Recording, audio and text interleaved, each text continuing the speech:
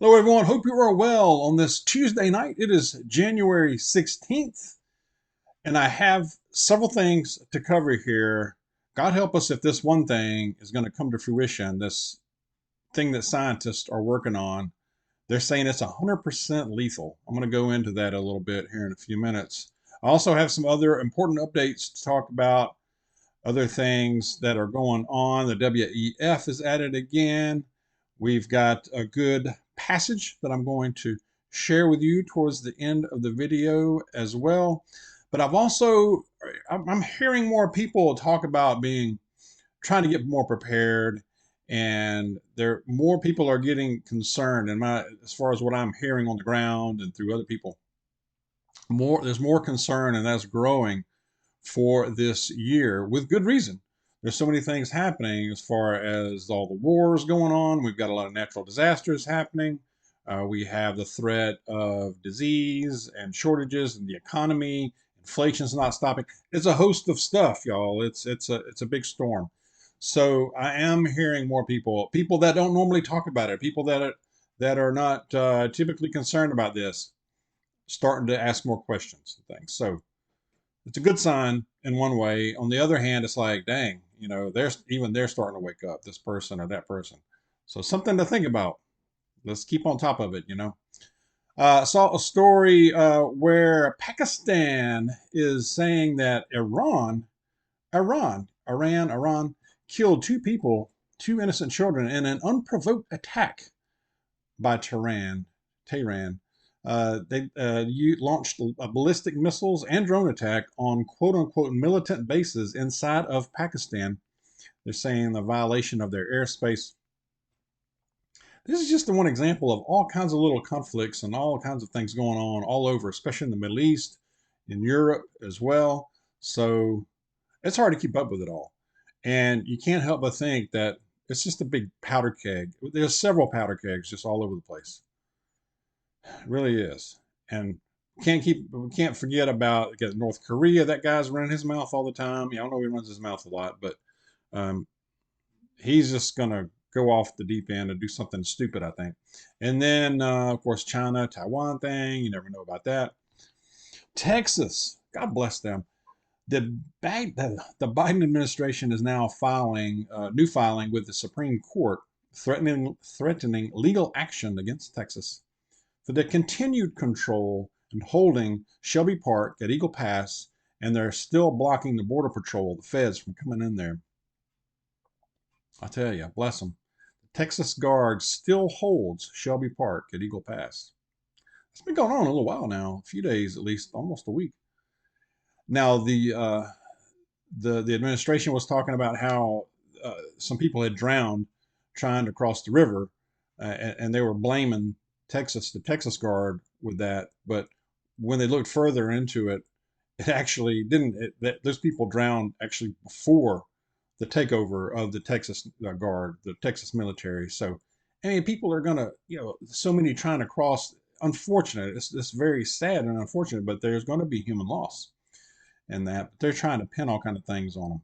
Keep trying. I don't think it matters. I think they're going to keep holding it, at least for now.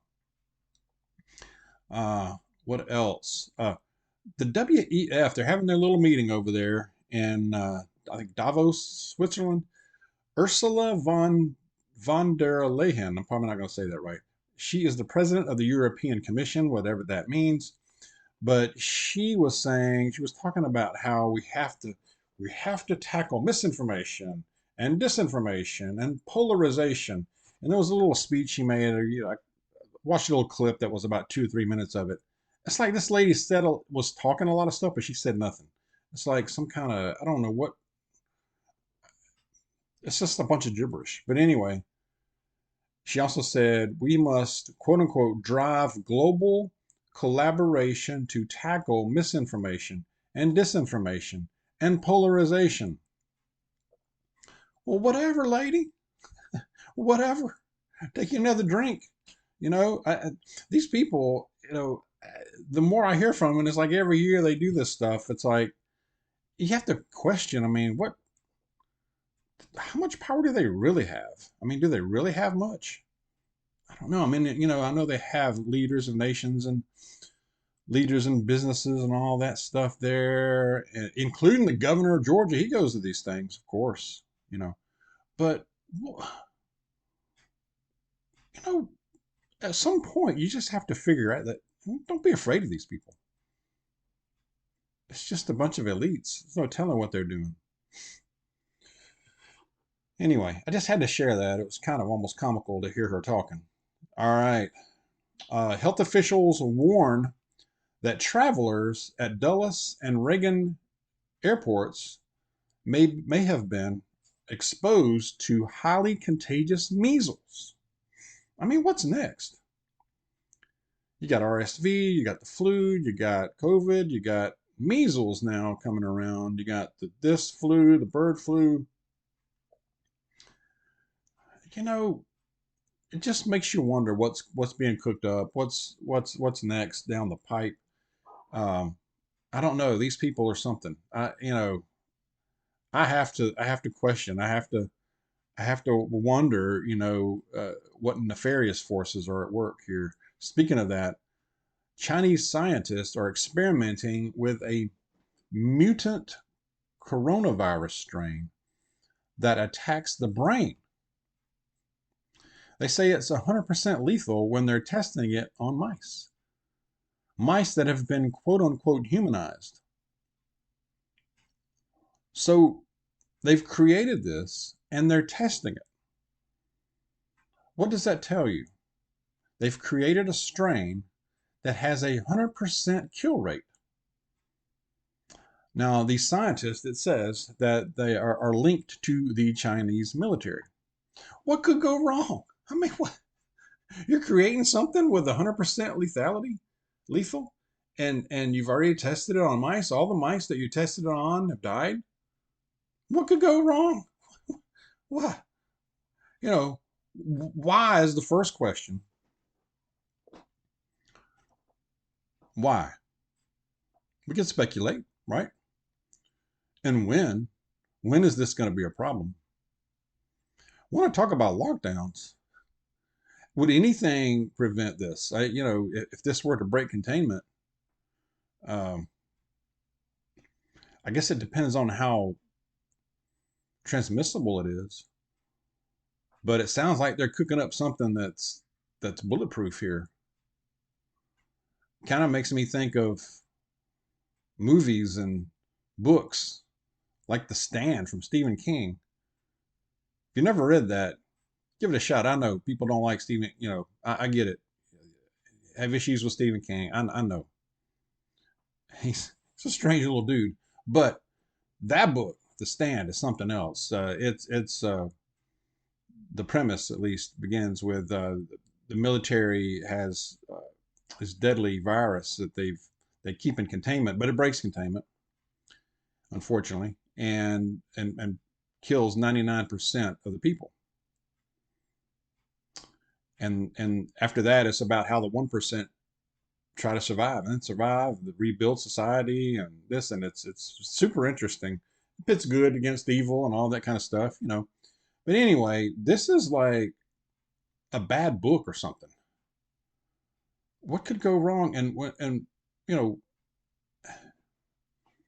lockdowns, isolation. You talk about isolation. Talk about everything would stop. That would be it. Again, you can speculate. What's the goal here?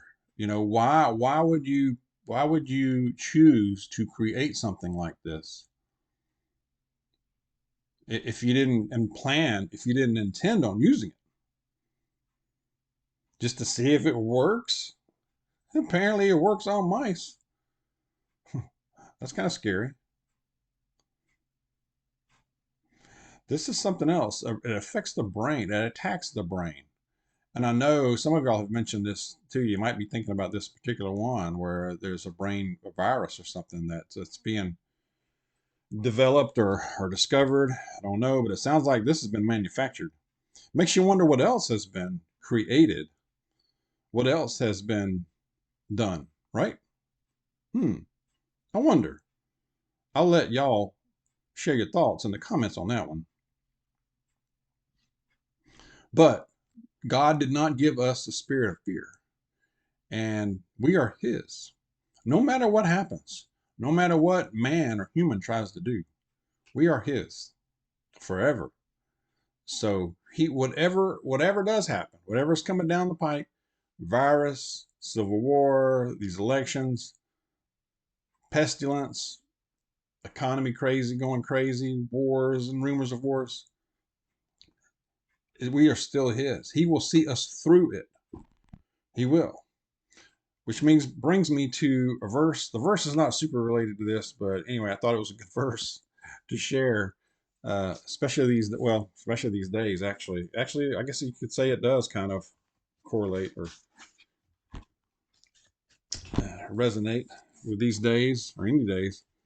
It is from James, the book of James, chapter 4, verse 11 says, "Don't speak evil against each other, dear brothers and sisters." And at first it's like, well, that's easy. I don't do that. I don't speak evil against my own people, against each other, dear brothers and sisters. But it's kind of easy to get caught up sometimes in the gossip. And when somebody starts breaking somebody down when they're not around, it's so easy. And then it's kind of easy to jump in and pile on and say, yeah, I saw that. Man, what an idiot, you know? But we are not supposed to do that. We can be a better example. And I know, easier said than done, but it's something we can work on, little by little at least. Hesitate before you jump in. And especially our own, fellow believers. And, it's something that I believe we could do. And at the end of it was just part of the devotional thing, said, Lord, help me be kind. Pretty simple. Show more grace. So I think we could work on more on that, especially this day and time when people are so on edge and rude and aggressive, and you got road rage, and you got people so angry. What a better time? To be the example, to be different. Not be the one that's driving 85, 90 miles an hour down the road. You know, um, to be different. How about that? Let's try that. All right, share your thoughts on these things, serious stuff, but let's keep in prayer and keep close to God and be safe. There's a lot of bad weather and freezing and the deep freeze going on. So let's be careful. Let's take care. God bless you. I'll see you soon.